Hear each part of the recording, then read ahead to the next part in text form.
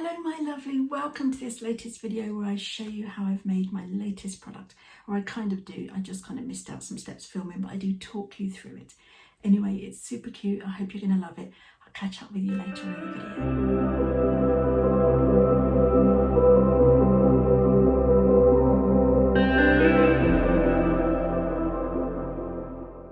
So first things first, I want to address my hair.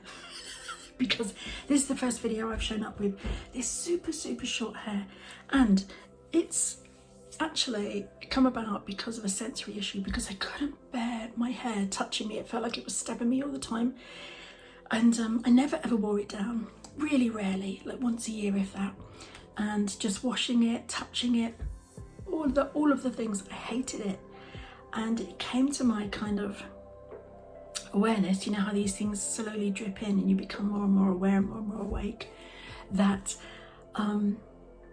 having longer hair was another way I was trying to make myself more palatable for people. Having girl hair and pretty hair, it really wasn't. Look back at any of my old videos, it was anyway, because I didn't really brush it, maybe twice a week if you're lucky.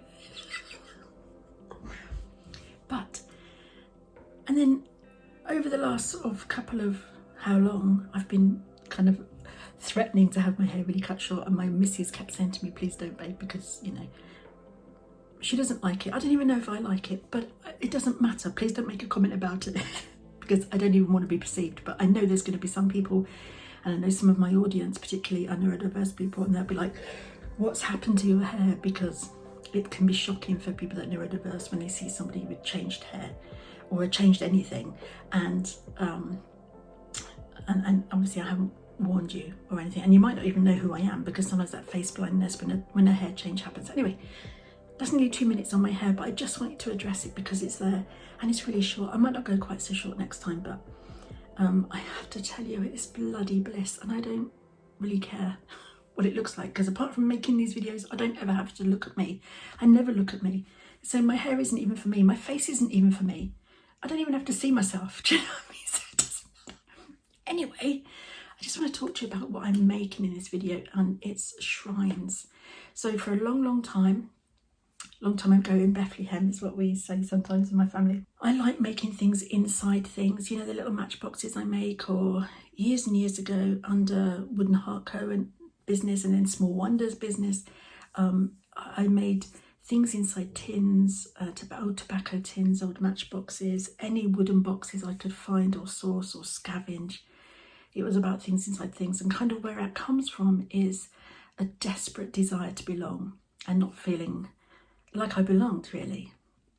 And I've made huge progress on all that kind of stuff, but I still really love tiny things and things inside things.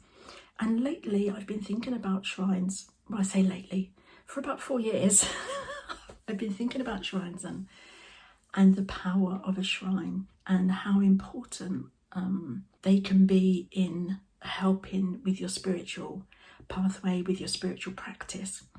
And so my focus at the minute is creating shrines with what I'm calling little amulets, which are little powerful pieces that can go inside, that mean something to someone.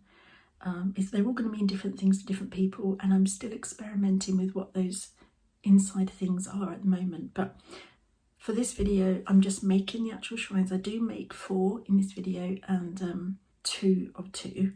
And I'm really pleased with how they've turned out. I think they're quite spectacular.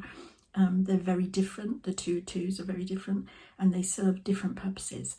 I might not get a chance to talk about all of the things in the voiceover, because about like what they mean and stuff, because I didn't really take very good clips, to be fair.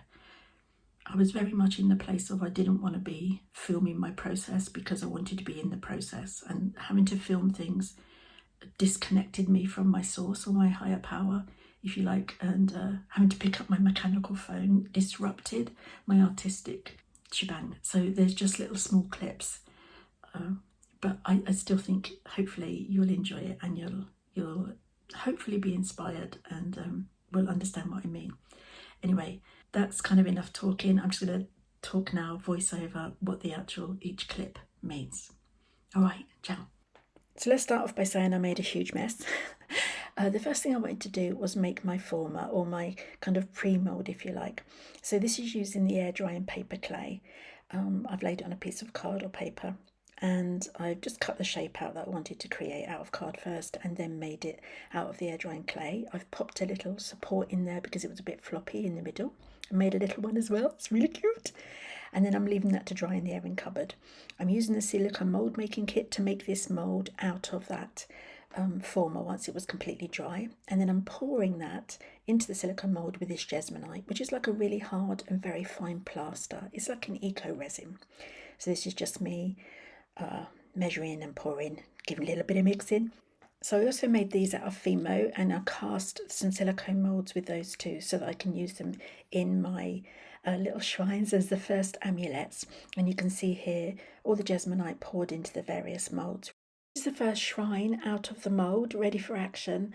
And now I'm going to start titivating about and deciding what I want where and how I want it to look. I'm pleased with the blank at the moment. I'm going to paint up some of these flowers, and I'm just going to be trying new different techniques on the different pieces. This is the kind of chaos that happens when I'm creating. I just wanted to share it with you so you know what I'm up against and to let you know that I'm just as mad as all the other creators out there.